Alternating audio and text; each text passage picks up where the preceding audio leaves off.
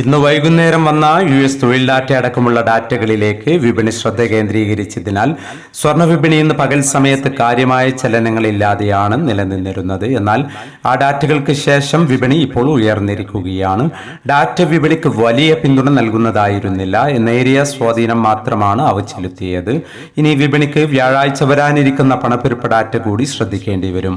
ഇന്ന് രാവിലെ സ്വർണ്ണവില പ്രഖ്യാപിക്കുമ്പോൾ അന്താരാഷ്ട്ര മാർക്കറ്റിൽ ഔൺസിന് $4,288 പരിധിയിലായിരുന്ന സ്വർണ്ണവില ഇപ്പോൾ $4,306 പരിധിയിലേക്ക് ഉയർന്നിരിക്കുകയാണ്.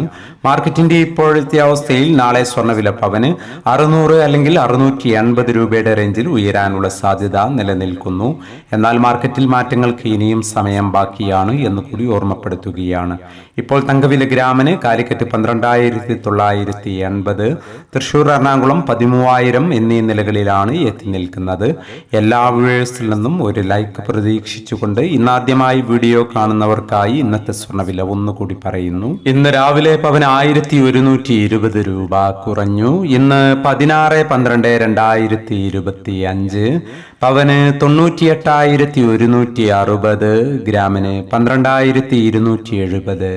ഈ വീഡിയോ നിങ്ങൾക്ക് ഉപകാരപ്രദമെങ്കിൽ വീഡിയോക്ക് താഴെ ലൈക്ക് ചെയ്യാൻ മറക്കരുത്. Thank you for watching.